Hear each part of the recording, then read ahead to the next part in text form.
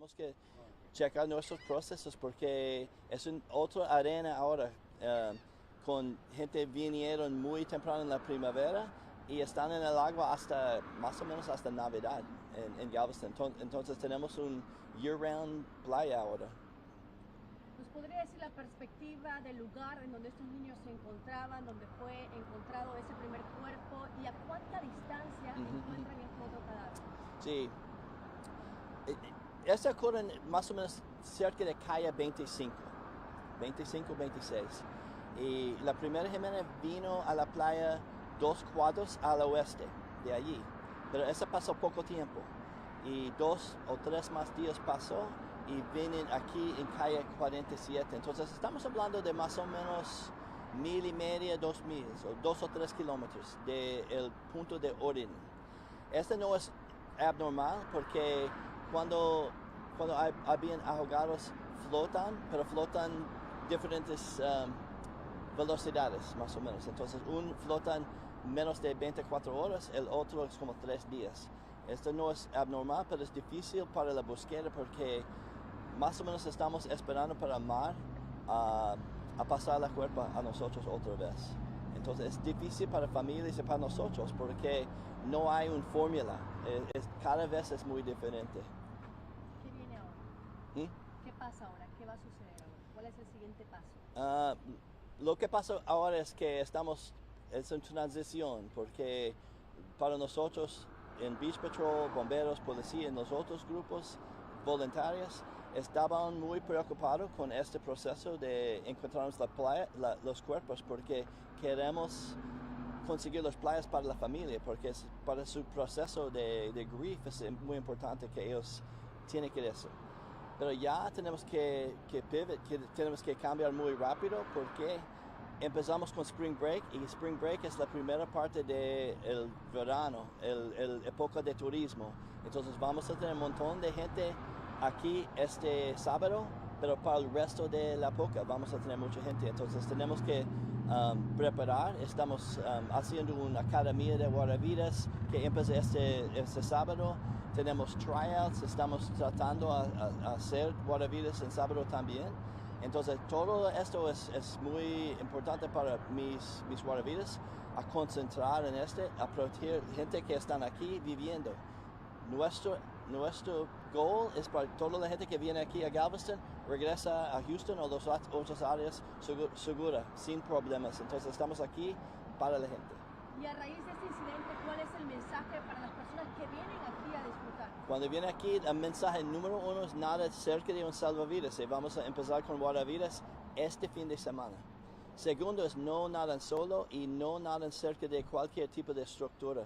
Todos los escolleras, los muelles, todo aquí tiene corrientes de retorno. Hay mucha resaca cerca de cualquier tipo de estructura y no quieren nadar cerca de este. Tenemos avisos cerca de tenemos información en nuestro website, galvestonislandbeachpatrol.com, y tenemos avisos también en cualquier entrada de la playa de lo que tienen que hacer cuando encontrar un rip current y cómo pueden detectar hay un corriente de retorno y todo eso. Entonces tenemos todo arreglado para gente cuando viene, siempre abren los ojos y checan las áreas, y si tiene preguntas o si tiene dudas, checa con los guardavidas porque nosotros estamos aquí.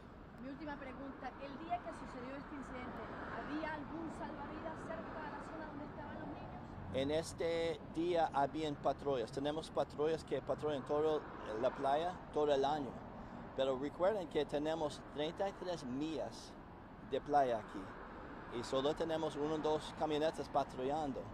Cuando empiezan con guardavidas, cubrimos más o menos 9 millas. En el medio del verano, 9 millas de 33 millas con guardavidas en torres. Entonces, por eso es importante buscar un torre con un guardavida. Y si quiere llamar a mi oficina y preguntar, oye, ¿dónde vamos a tener guardavidas mañana? Está bien. Porque es muy importante, la gente ya sabe que estamos aquí, estamos preparando, pero solo podemos proteger gente cuando estamos allí. Con patrullas más o menos estamos respondíamos a emergencias. Y a veces pueden detectar gente que hay una posibilidad que vamos a entrar en área con corrientes de retorno y podemos hacer eso. Pero es más efectivo con con torres y con guardavidas. ¿Cuántos ¿Está bien? salvavidas va a haber para verano, para las vacaciones de primavera? Para la primavera estamos empezando con con poco, porque a veces están en la escuela, todo eso. Para este fin de semana queremos poner un torre con un guardavidas en cada escollera. Este es nuestro éxito. Pero en el verano tenemos 32 torres y cuando tenemos toda la gente, estamos preparando por 140 guardavidas total aquí en Galveston. Y también tenemos un J1, mucha gente de Colombia viene aquí y trabajan aquí y trabajan muy duro, entonces ellos no llegan hasta mayo, entonces cuando ellos vienen y la gente y escuela para, vamos a tener todos los complementos de guardavidas. Este fin de semana durante Spring Break vamos a tener guardavidas, no sé exactamente porque tenemos que recualificar este sábado en la mañana en la piscina, entonces después de tenemos el número. Pero normalmente podemos cubrir todos los escolleras, con un poco de suerte la playa de Stewart Beach también, porque mucha gente le gusta Stewart Beach, y East Beach. Esas son las áreas que vamos a poner guardavidas primero. All right, let's switch to English, Please. Yeah. I'm really rusty. Okay, perfect. Okay, give me your name, last name, and your position. Sure. Are we finished in Spanish, Ruby? We good? Sí, Okay. gracias. David? All right. Okay, I'm Peter Davis. I'm chief of the Galveston Island Beach Patrol. And I've been working for the Beach Patrol for 40 years. Tell us what happened. You find the other path. We found the second child this morning here at 47th Street in the area right behind me. At about 1 in the morning, a person found the body floating on the shoreline, called 911. We arrived, the police arrived a little bit before us. They removed the body from the water. Medical examiner checked it, and then they transported it to the funeral home this morning. Do you have contact with the family? How? Sorry. How's the family? We have a group that's really wonderful called Survivor Support Network that provides aid to families in this type of situation. They've been with them constantly since this happened. They found them lodging, food, counselors, translators, clergy that match their religion, like all that happens with this group. And so they reported the family has sort of been doing okay. The story for me and for my staff has been very difficult because it's this American dream story. Like the family came from Honduras, the husband and wife. They worked for a couple of years to prepare, and they were able to bring the two twins up from Honduras just recently, a couple of months ago from what we understand. And they came here and they went to the beach, and the two twins died in the water here in Galveston. It's also really tragic for us because it happened the weekend before we start staffing lifeguards in lifeguard towers. We provide emergency response year-round. We do patrols year-round, but there's nothing as effective as a lifeguard in a tower to keep people away from those piers or jetties where we always have rip currents. Even on the calmest days, there's a little rip current there. And this double drowning, we believe happened in a rip current just on the west side of the Pleasure Pier, which is a pretty strong rip current, usually. But that's 80% of our rescues happen in or around rip currents as a result of rip currents, and we assume that's the same with drownings and near drownings. Now, where was the boy found? Was he near the jet, near 47th Street jetty, 51st Street jetty in between? I don't know exactly where. It wouldn't have come in right next to the jetty because we have a rip current, and the body wouldn't have floated against the rip current. My assumption is it's just a little bit down on the other side of this pier. But I can get that information for you if you need exactly where it was. We are about 1.5 miles from the last seen point, and so the first child refloated pretty quickly and came in only a couple of blocks west of where the drowning happened. The area behind me is a little bit more distance, but it's been a little bit more time, and we've had a really gentle east to west current during this whole process, and we've also had onshore winds, which made the search very easy. We knew the area was going to be a very limited amount. We just needed the body to refloat to be able to find him. And finally it refloated so we can help the family find a little bit of closure, hopefully. Yeah, spring break is around the corner, and I believe, now you have to be ready, more than ready, because we're going to have thousands of people here on the beach, in the next week. So how are you going to prepare for this? So the way that we have to prepare, and we really have to be, to use everyone's favorite and not favorite word right now, is pivot. But we have to switch our concentration on this tragedy and searching, and we have to immediately switch directions. We have on a busy weekend in Galveston between 300,000 and 500,000 people that come down to the beach. In a year, we're looking at probably this year more than 7 million. I mean, we were looking at 7 million last year visitors to our island. And so we don't have time to dwell on one thing. We have to move quickly. And so we have a whole formula. We've been doing this a lot of years. So we have a lifeguard academy starting Saturday. We have tryouts Saturday morning if anyone's interested in becoming a lifeguard and joining the team. But we've also been training our full-time staff for a couple of months now, gearing up for this, because they're the instructors, they're the ones in the trucks, they're the supervisors, and so we've been doing that. We're going to run a scenario with the police department, an active shooter scenario, just trying to cover all the bases before the season really gets kicking. I think this might be one of the busiest seasons Galveston's seen if we follow the trend, and we need to be ready for that, and we will be ready for that. But it's important to remember that the lifeguards cover in stations about 9 miles of beach. We have 32 lifeguard towers. Although we patrol all 33 miles, we respond, anywhere, bay, waterway, or whatever. But there's nothing like a lifeguard in tower to remind people to stay away from those dangerous areas and to give that local information. And so you want to swim by a lifeguard because they're going to remind you if your kids are getting too close to that rip current. They're going to be a source of information if you need a restaurant, but they're also going to be that extra layer of protection. You're going to take care of you, your family, your loved ones. That's your job. But the lifeguards provide an extra layer of protection and a whole nother layer of training if something goes bad. They can handle that. And they're tied into the whole network, not just with the responding lifeguards and trucks who are much higher level of training, but also with police, fire, EMS, and Coast Guard, and all the other groups that are involved in this kind of activity of keeping people safe and getting them back home. Chief, you've talked about rip currents before many, many times, and a person will never know what it's like to be caught up in it. So can you describe to our viewers now, once again, what a rip current is and the signs of it so that they'll know not to fight against it, swim with it? Yeah, I don't think we can emphasize the dangers of rip current enough on the beach. And this is not just our beach, but beaches around the world. Rip currents are responsible for 80% of the rescues we make. Same thing nationally and same thing internationally. And so that rip current is the main danger we face when we go to the beach. So it's really important to know and understand what they are and know how to identify areas there might be. Any structure probably is going to have a strong rip current. Anything sticking out in the water, pier, jetty, or whatever, is going to have a rip current. A rip current is going to just be really a river, a narrow river that pulls out into the water. So that said, it's going to take sand with it. Knowing that, if you go into a rip current, it's probably going to be deep there. You probably won't feel anything pulling you because you're going to be moving with it, just like you're floating down the river. It's like tubing in New Braunfels or something like that. But you'll notice you're getting farther away from shore. What happens and why people drown usually in rip currents is they start trying to swim straight towards shore. Against the current, they panic, and then they choke on water and go under. Knowing that, all you have to do is float and relax. Call for help if you're able, don't worry about it if not, and go with the flow. And that current's probably going to take you out. You're going to hit something called a lateral longshore current that runs parallel to shore, and that'll take you out of that rip current and the waves will knock you back in. If you're a super good swimmer, you're super comfortable out there, surfer, whatever, all you need to do is swim parallel to shore away from breaking waves, preferably in the direction that the lateral current's going, the one that's running parallel. Once you hit breaking waves, they're only breaking because the water's shallow. They don't break in deep water. So you usually can stand up, and even if you can't, the waves will knock you back to shore. So really just two things to remember. Relax and float is one.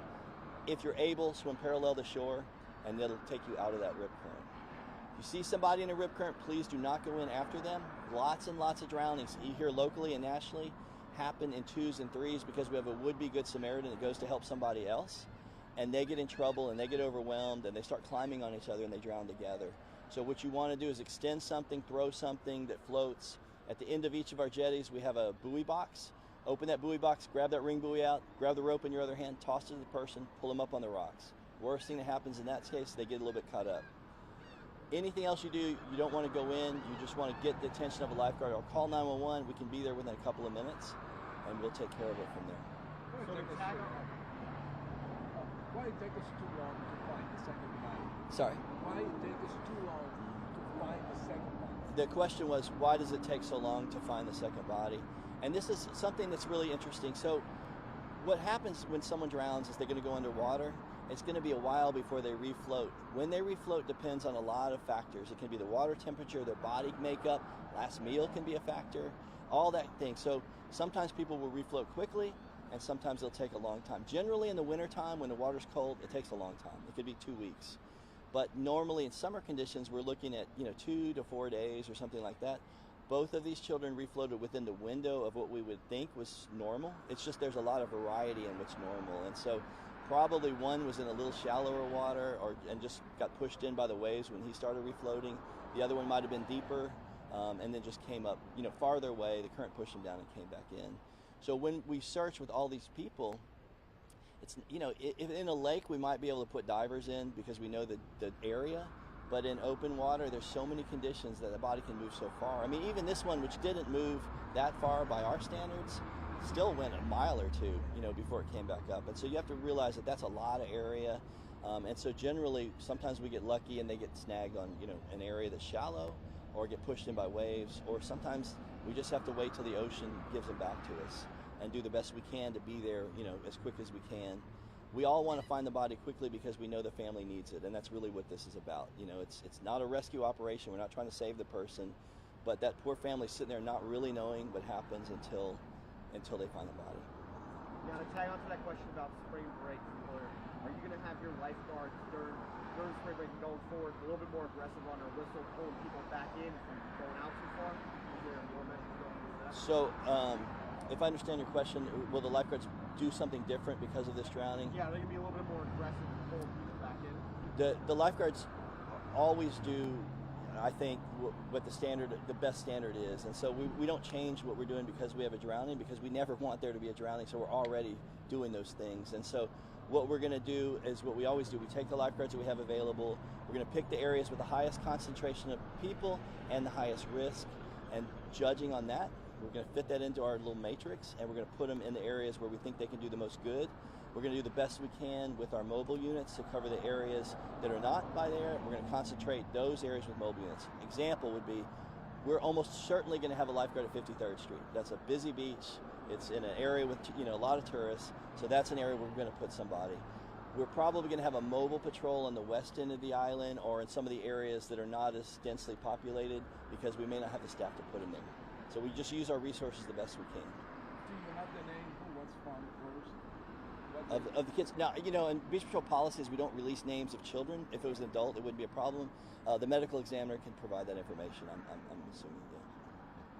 Anything else that you want to add about this? I think generally, I just want to say that we're looking at a beautiful spring break coming up. We have a lot of activities in Galveston. It's going to be a really fun time, I think.